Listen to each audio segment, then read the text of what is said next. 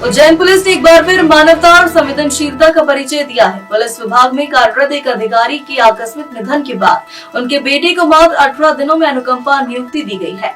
यह कार्य न केवल प्रशासनिक कुशलता का परिचायक है, बल्कि उज्जैन पुलिस की पारिवारिक सोच और मानवीय भावना को भी दर्शाता है।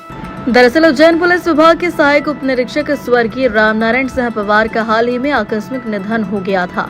परिवार पर दुखों का पहाड़ टूटा, लेकिन इस कठिन समय में उज्जैन पुलिस ने एक परिवार की तरह साथ निभाया और उनके बेटे शुभम पवार को अनुकंपा नियुक्ति के तहत नियुक्ति आदेश सौंप दिया।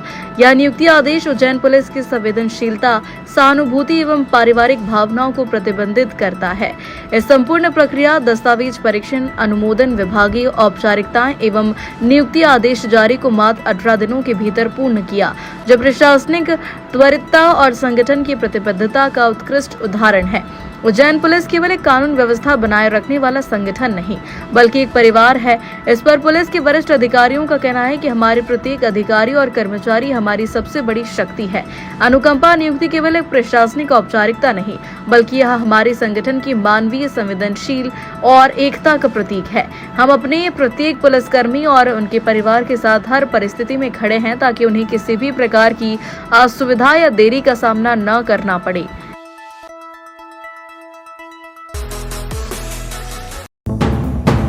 उज्जैन जिले के माखड़ू थाना क्षेत्र में हुई हार्वेस्टर चालक की हत्या की गुत्थी को पुलिस ने महज चंद घंटों में सुलझा दिया।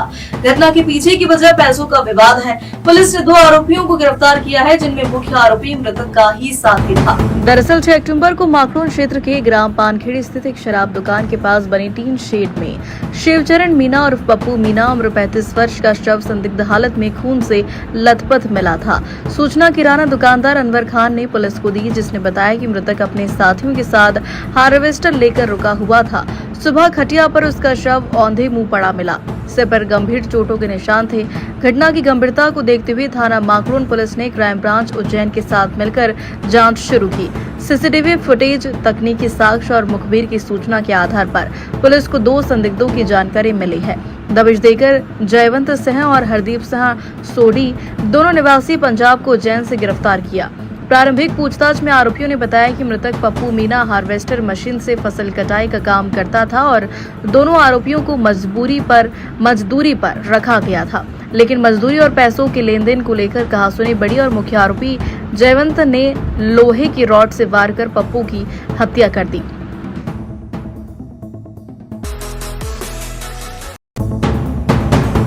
उज्जैन में विकास कार्यों को लेकर एक और बड़ा कदम उठाया गया। उज्जैन विकास प्राधिकरण यानी यूडीए अब नानाखेड़ा समुद्र मंथन चौराहे पर 56 करोड़ रुपए की लागत से एक व्यवसायिक और आवासीय कॉम्प्लेक्स का निर्माण करेगा।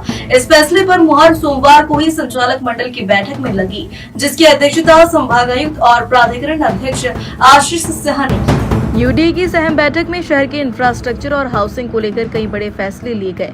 सबसे बड़ा फैसला नानाखेड़ा समुद्र मंथन चौराहे पर बनने वाले वाणिज्यिक सह आवासीय कॉम्प्लेक्स को लेकर रहा, जिसकी अनुमानित लागत 56 करोड़ होगी। इस कॉम्प्लेक्स की ऊंचाई को लेकर विशेष चर्चा की गई।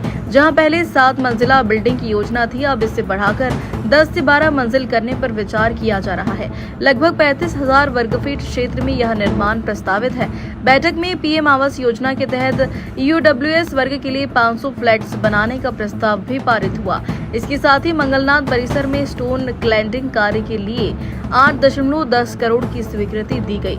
महाकाल मंदिर परिसर के विभिन्न द्वारों पर कास्ट आयरन व ऑर्नामेंटल गेट, शेड्स और अन्य जोनल कार्यों को लेकर भी निविदाओं की स्वीकृति दी गई। वहीं हरिफाटक रोड स्थित निर्माणाधीन यूनिटी मॉल के पास की भूमि को नगर विकास योजना में सम्मिलित किया।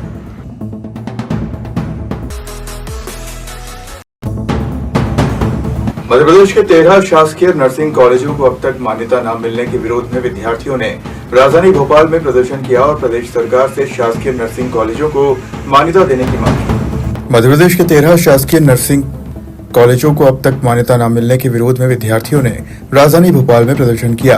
सैकड़ों नर्सिंग छात्रों के साथ एनएसयूआई पदाधिकारियों ने स्वास्थ्य संचालनालय के बाहर लगभग 8 घंटे तक धरना दिया, जिसके बाद मध्य प्रदेश नर्सिंग काउंसिल के रजिस्ट्रार मुकेश सिंह मौके पर पहुंचे और जल्द समाधान का आश्वासन दिया।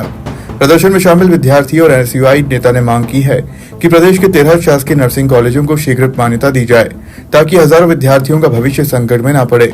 एनएसयूआई प्रदेश उपाध्यक्ष रवि परमार ने आरोप लगाया कि सरकारी कॉलेजों को नजरअंदाज कर प्राइवेट संस्थानों को मनमाने तरीके से मान्यता देने पर है। मैं शाजापुर जिले से हूँ और मैं 2 साल से भोपाल में रह के अपनी पीएनएसटी की प्रिपरेशन कर रही हूँ और अभी ये मेरे नंबर भी अच्छे हैं, रैंक भी अच्छी है, लेकिन सरकार ने सीटें कम कर दी, उसकी वजह से मेरा सिलेक्शन नहीं होगा। तो इसकी जिम्मेदार तो सरकार ही हुई, इसमें हमारी क्या गलती है? हमने तो पढ़ाई भी की, सब कुछ किया और अभी लास्ट डेट है आज चॉइस फिलिंग की। अगर आज हमने चॉइस फिलिंग नहीं की तो कॉलेज ही नहीं मिलेगा और सीटें है नहीं, तो चॉइस फिलिंग करने से मतलब क्या है?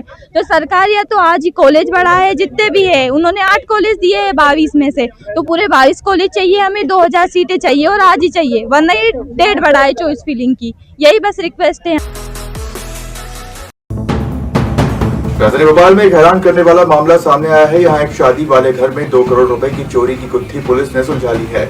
इस सनसनीखेज वारदात की साजिश खुद घर की सगी भतीजी ने रची थी। दरअसल 28-29 सितंबर के दरमियान रात को आनंदपारा शहर के घर से करीब 2 करोड़ रुपए की ज्वेलरी और नकदी चोरी हो गई थी। घर में शादी की तैयारियां चल रही थी। इसी बीच मौका पाकर आरोपियों ने वारदात को अंजाम दे दिया। पुलिस जांच में खुलासा हुआ कि चोरी की पूरी योजना भतीजी डॉली पाराशर ने बनाई थी। डॉली उस वक्त ग्वालियर में शादी समारोह में शामिल थी, लेकिन उसे घर की ज्वेलरी और नकदी की पूरी जानकारी थी। उसने यह जानकारी अपने साथियों रवि विश्वकर्मा, अंकित तिवारी, अज्जू और देवाशीष शर्मा को दी थी। मुख्य आरोपी रवि विश्वकर्मा को पुलिस ने गिरफ्तार कर लिया है, जबकि चोरी की वारदात को अंकित तिवारी और अज्जू ने अंजाम दिया। वहीं देवाशीष शर्मा, जो इस घर की रैकी करता था, इस वक्त भोपाल केंद्रीय जेल में अड़ीबाजी केस में बंद है। पुलिस ने कार्रवाई करते हुए 3 आरोपियों को गिरफ्तार किया है और 1.5 करोड़ रुपए की ज्वेलरी और 6 लाख रुपए नकद बरामद किए हैं। बाकी 2 आरोपी अभी फरार हैं, जिनकी तलाश में पुलिस द्वारा की जा रही है।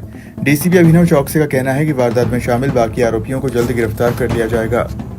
घटना 28 और 29 की दरमियानी रात को थी। हलालपुर बस स्टैंड के पीछे पाराशर के